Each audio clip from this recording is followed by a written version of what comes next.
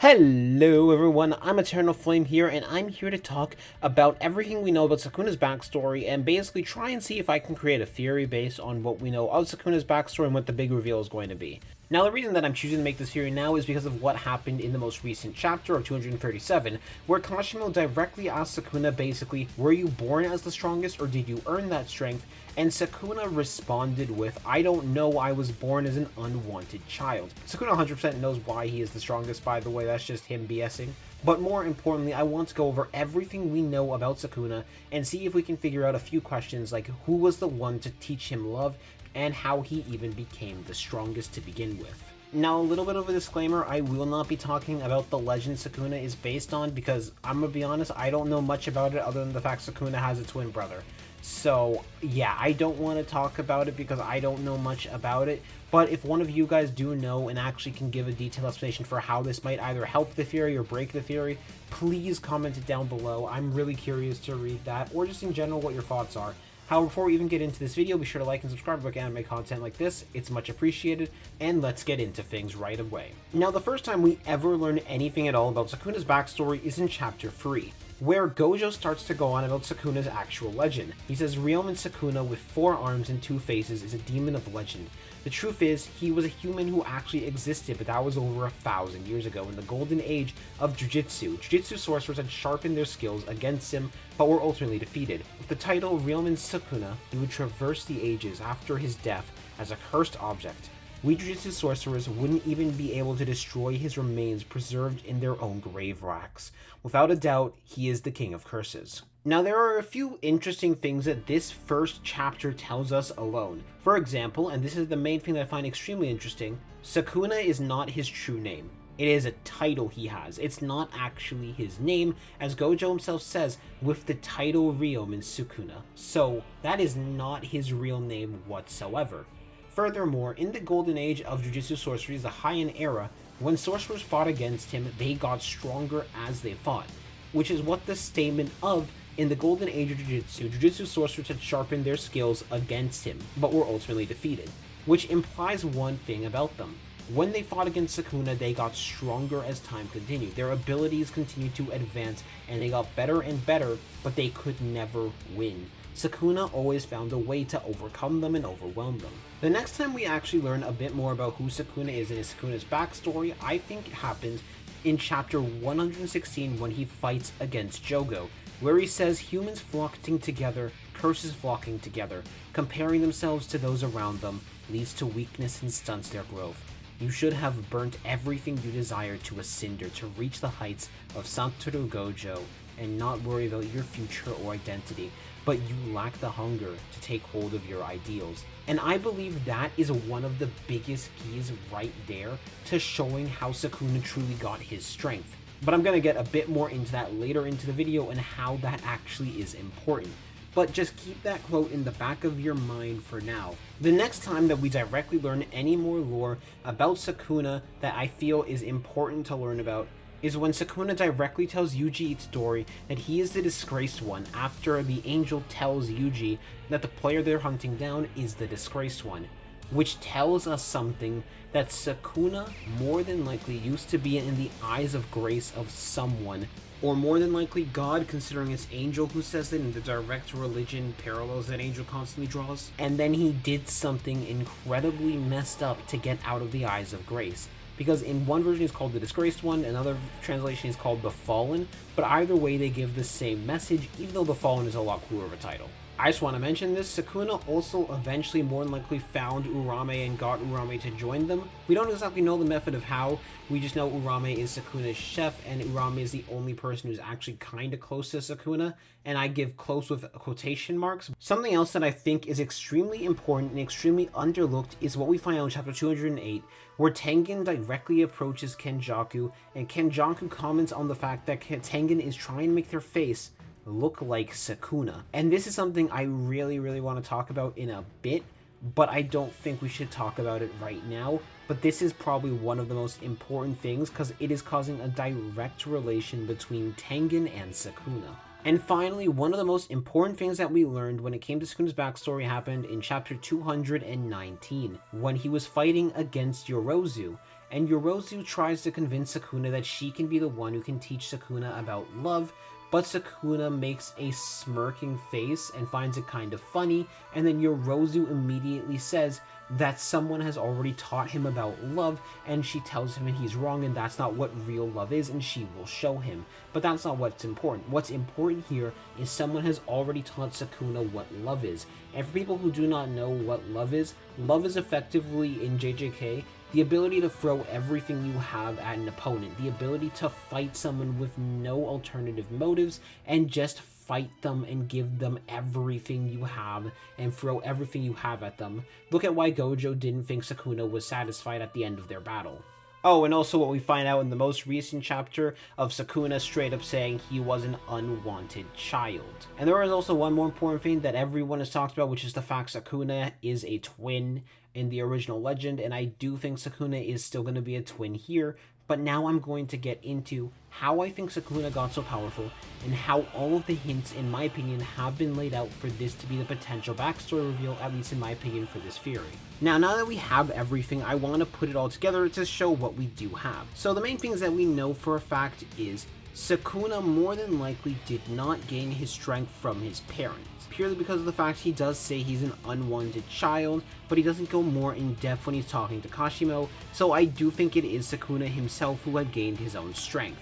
At some point, for some heinous action he did, he ended up becoming the Fallen One, and at some point he learned the flaw of constantly comparing yourself to others and how that ends up hindering your growth, whether through himself or through other people. He also knows directly what love is because someone has taught it to him in the past.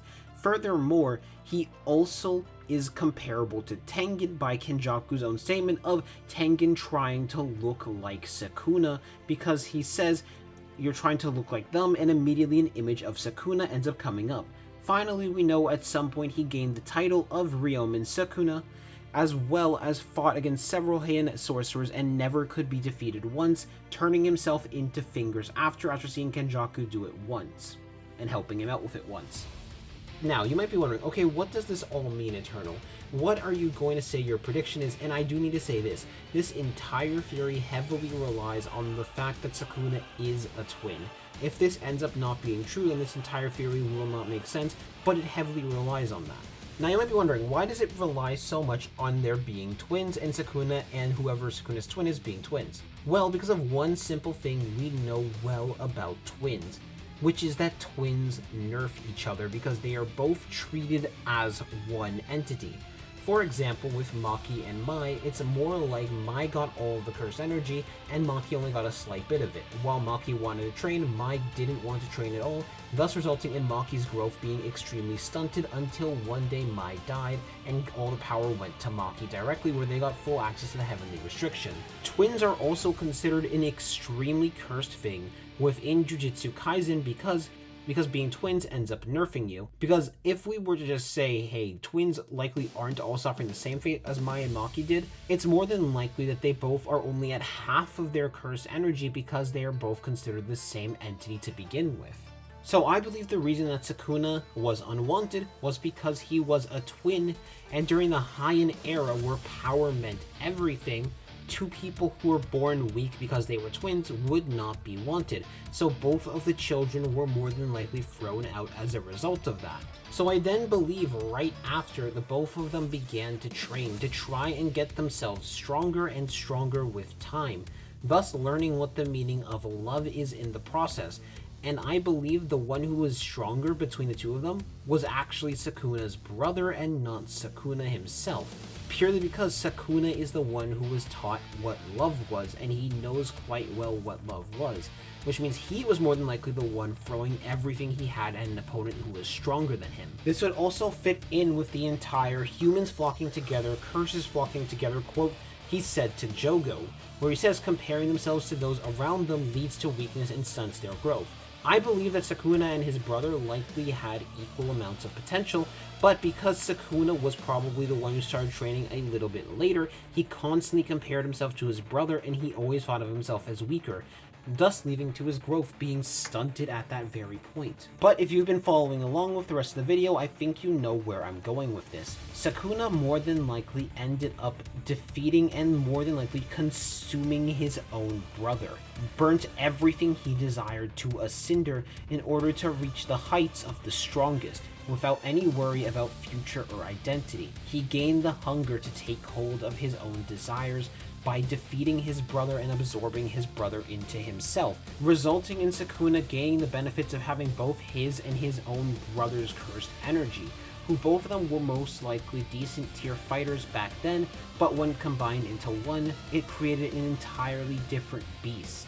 This more than likely led Sukuna into becoming a completely ascended human, one that had surpassed the concepts of humans to the point where the only fair description for him was a god, resulting in him having the new title of Ryomen Sukuna. Because there was something extremely interesting. Sukuna never describes himself as human or a curse, and I think that makes a lot of sense considering who is compared to, which is Tengen, who Tengen is not a human or a curse, but he is more like both and neither, a new being, an ascended human being. And with Kenjaku directly comparing Sukuna to Tengen and telling Tengen that he was trying to look like Sukuna, I think that is what that Sukuna ended up becoming. The full complete version of Tengen without a star plasma vessel to merge with. And to lend even more evidence to this, there's something that Kenjaku says to Tengen directly that I think helps even more with this. Not everyone has the courage to put their own life on the line, but if their hand is forced by someone else, they have no choice but to take action. It always begins with a single step. Only then can you make steady progress towards your own ideals. I hold nothing but contempt for those who are unwilling to take that step. After all, when there is no hope left, death is always an option. I'm talking to you, Tengen. And I think this is in specific reference to how Sukuna had become something similar to Tengen. I think Sukuna ended up absorbing his brother and let himself go through the full process of evolution adaptation, the full process of becoming an ascended human. Unlike Tengen, who continued to fuse themselves with star plasma vessels, never letting them reach the full path like Sukuna once did, never taking those steps to improve, as Kenjaku directly calls out, when previously Kenjaku already directly compared Tengen's face to Sukuna, and how they're trying to look like him. And for those of you wondering how he got the title of the Fallen can fall into this, there are two ways that it could fall into this. Either A, by Sukuna effectively becoming a god, it's going against the word of God, and especially considering Angel seems to be based on Christianity, that would very much go against the way of God if Sukuna were to become that. But more importantly and more accurately, it's more than likely the fact that Sukuna literally absorbed his brother into himself in order to make this form. If it's right, if this theory is right, either way, either of them work to explain why he'd become the Fallen. But yeah, that's just my theory and prediction on where I think the lore is going and taking Sukuna's character as the strongest, and why he is the strongest. Because he once had a brother, and then he ended up killing that brother, who he constantly compared himself to because he was weaker then, and he killed that brother in order to fully get the cursed energy, so he could reach his apex, and he evolved to be an ascended human, and that is how he reached the rank of the strongest. Now, of course, I want to hear what you guys think on my theory in the comment section below. Maybe you guys have your entirely different theories, who knows? I'm kind of curious to see what you guys think. So, I'm going to see you all later. Peace.